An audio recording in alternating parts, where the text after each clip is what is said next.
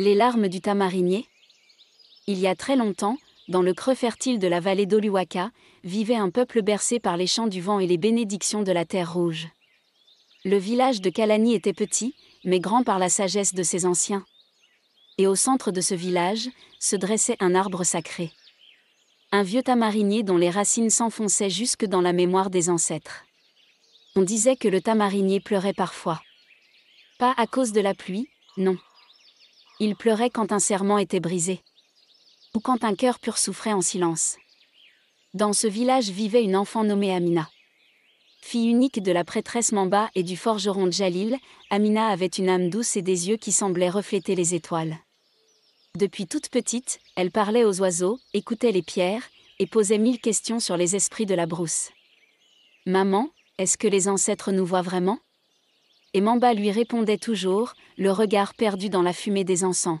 « Ils ne nous voient pas, ma fille. Ils nous sentent. » Une nuit, alors que le village célébrait la lune nouvelle avec danse et offrande. Un tambour s'est tu. Un silence étrange a traversé la place.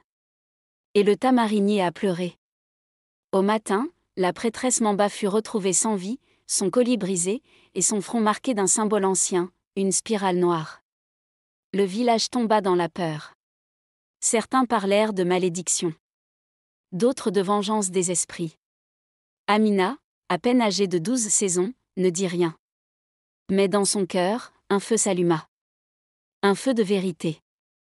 3 jours plus tard, Amina s'enfonça seule dans la forêt interdite. Elle suivait un rêve. Une voix.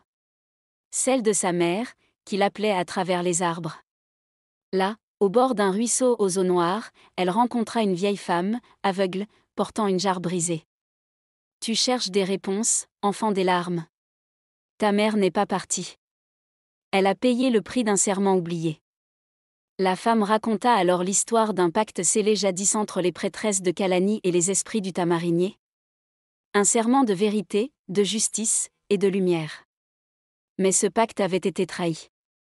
Mamba avait découvert que le chef du village, autrefois homme de paix, avait pactisé avec un esprit noir. En échange de pouvoir et de longévité. Elle voulut le dénoncer. Et pour cela, elle fut sacrifiée. Amina pleura toutes les larmes de son cœur. Mais la vieille femme lui tendit une flamme.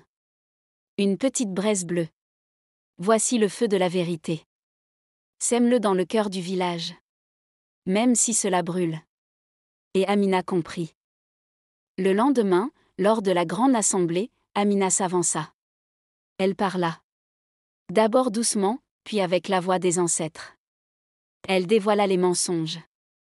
Les trahisons. Les silences complices. Certains voulurent la faire taire. Mais soudain, le ciel s'obscurcit. Et le tamarinier pleura à nouveau. Mais cette fois, ce n'était pas de tristesse. C'était de délivrance. Le masque du chef tomba.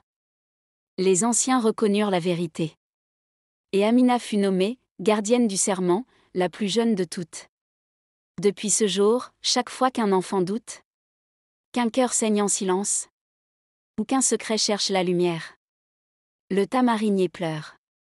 Non plus de douleur, mais pour arroser les graines du courage. La vérité peut être un feu. Mais mieux vaut brûler dans la clarté que pourrir dans l'ombre.